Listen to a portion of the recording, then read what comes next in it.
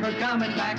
Adventures waiting just ahead. Go Speed Racer, go Speed Racer. Listen up, because in 1967, Speed Racer wasn't just another cartoon. This was the first Japanese anime to successfully crack the American market, airing on over 100 television stations nationwide, selling millions of dollars in toy model kits, and creating a template for how anime would be imported to America for the next 3 decades. But here's the thing, it only lasted 1 season, 52 episodes, and then it was done. No second season, no continuation, nothing. And it would take 40 years before Hollywood even attempted a live-action adaptation, which bombed so spectacularly in 2008 that it lost tens of millions of dollars. So what the hell happened? How did a Japanese racing cartoon become an American cultural phenomenon, and why couldn't it sustain itself beyond that initial run? Look, if you grew up in the late 60s, or caught it in reruns during the 70s and 80s,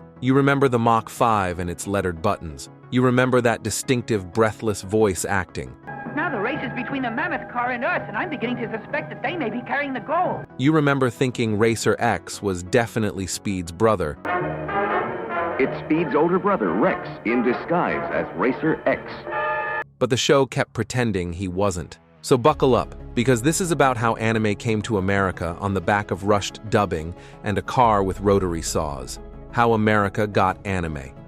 Alright, so here's something most people don't realize. Before Speed Racer, American television executives thought Japanese animation was basically unsellable to American kids. In 1963, Astro Boy had become the first anime to air on American TV. NBC bought it, dubbed it, and it did. Okay, not great, not terrible. It proved there was maybe some appetite for Japanese cartoons, but networks remained skeptical. The prevailing wisdom was that Japanese animation was too foreign, too weird, too different for American audiences to embrace. But in 1966, a small American distribution company called Translux Television was looking for cheap content to syndicate. Producing original animation was expensive, $35,000 to $50,000 per episode at minimum. But licensing already completed Japanese shows, that could be done for a fraction of the cost. Translux found Mach Go Go Go,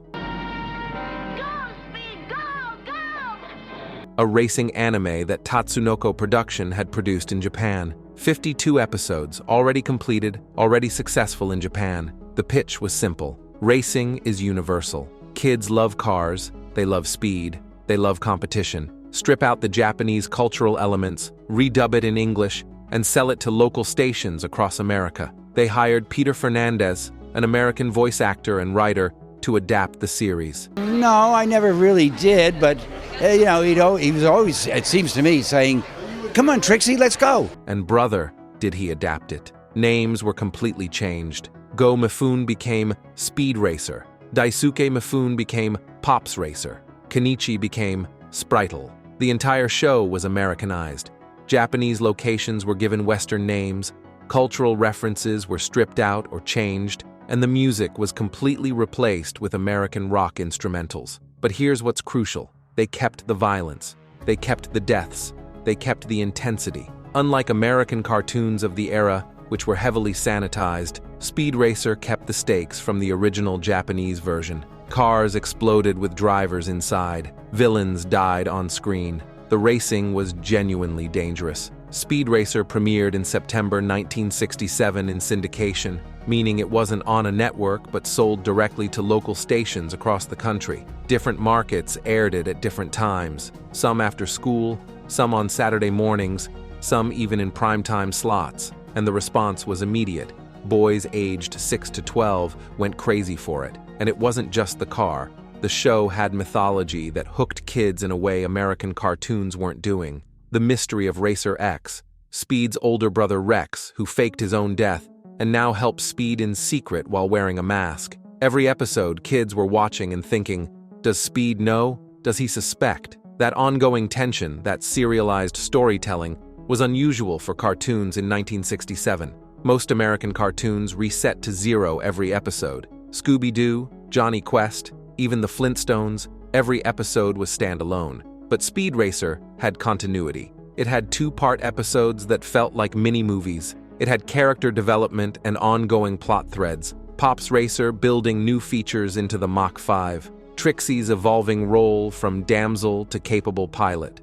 Please, sir, please let Speed be a professional racer all the time. Oh, please. These weren't just one-off adventures. This felt like a world that continued between episodes, and the violence created actual stakes. When a villain's car went off a cliff and exploded, you knew that driver was dead. When Snake Oiler showed up, people died. The racing wasn't just competition, it was survival. American cartoons were giving you slapstick and harmless comedy. Speed Racer was giving you actual danger. Why? The Mach 5. That car was the star of the show. 7 buttons, each labeled A through G, each with a different function. Rotary saws that cut through obstacles, jump jacks that launched the car over barriers, underwater mode, a protective shield. Kids memorized those functions like scripture. Aurora Plastics signed a deal to produce model kits, and they sold millions of units. By early 1968, Speed Racer was airing on over 100 stations nationwide.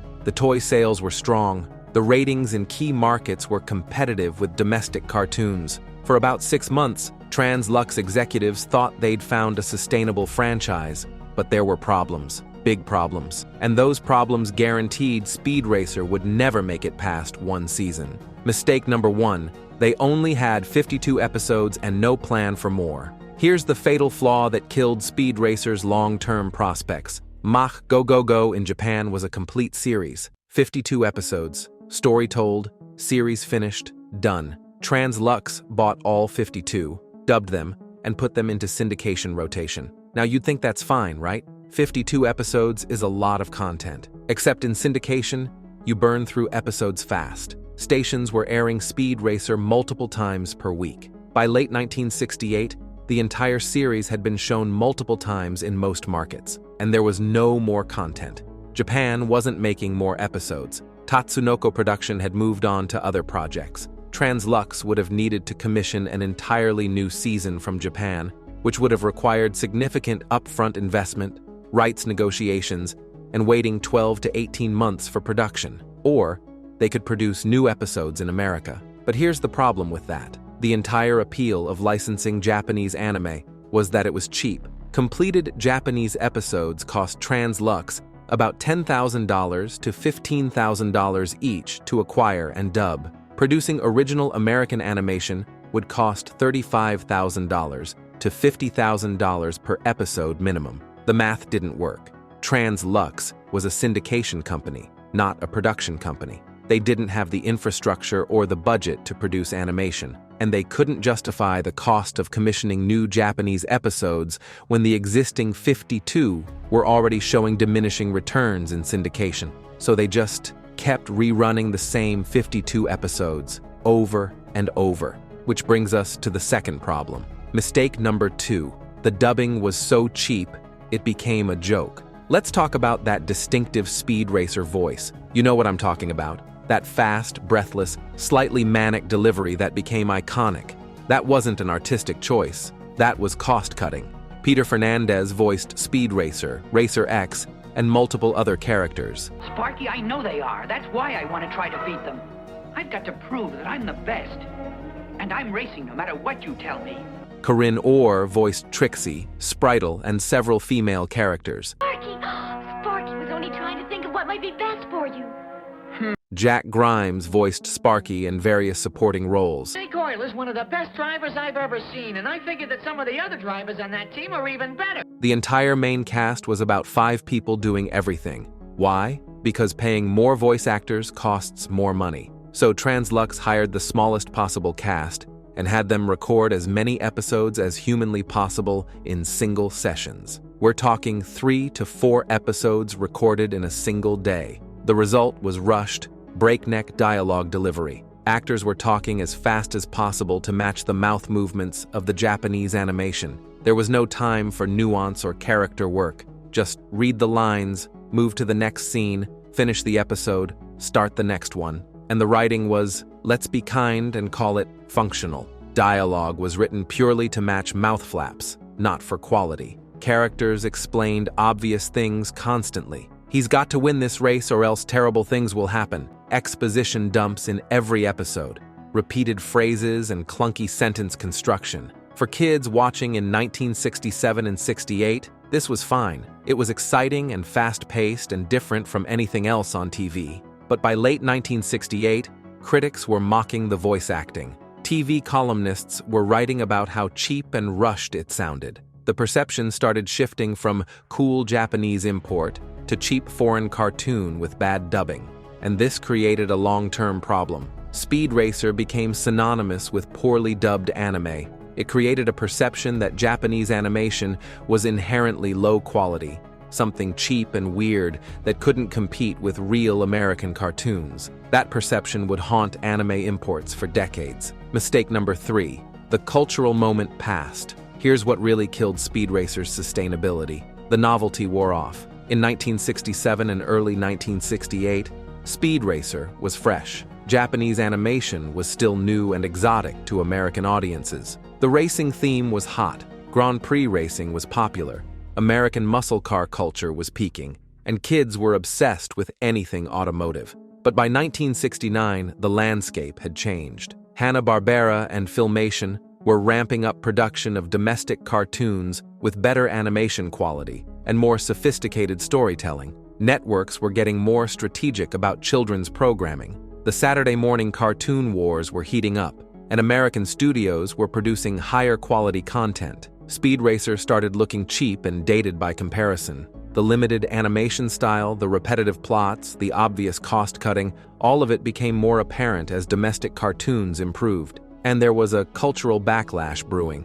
Why are we importing Japanese cartoons when America can make better ones? Television stations started dropping Speed Racer from their schedules, replacing it with newer domestic programming that looked better and had ongoing seasons of fresh content. By 1970, Speed Racer was airing on fewer than 30 stations, down from the peak of over 100. Merchandise sales dried up as new toy trends emerged. The Aurora model kits stopped selling. Trans-Lux stopped actively promoting it. The show didn't get canceled so much as it just faded away. Stations quietly dropped it. Kids moved on to other shows, and Trans-Lux had no way to revive interest because they had no new content and no budget to create any. The real lesson, the beautiful accident. So here's the thing that makes Speed Racer fascinating. It succeeded because of its limitations, not despite them. The rushed dubbing created that distinctive, almost manic energy that made it memorable. The cheap production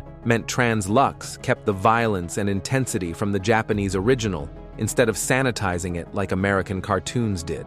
The Americanization was crude, but effective. It removed cultural barriers while keeping what made the show exciting. Speed Racer was never meant to be a long-term franchise. It was a cheap syndication filler that accidentally became a cultural phenomenon. Trans-Lux didn't have the infrastructure, the budget, or the vision to sustain it beyond those initial 52 episodes, and honestly, they probably couldn't have sustained it even if they'd tried. The show worked in 1967 because it was different. It worked because it was weird. It worked because American kids had never seen anything quite like it. But that novelty was always going to be temporary. Here's what's wild about Speed Racer's legacy. The 2008 Wachowski brothers film tried to recapture the magic with a $120 million budget, cutting-edge CGI, and serious Hollywood talent. And it bombed catastrophically, making only $93 million worldwide and losing tens of millions for the studio. Why?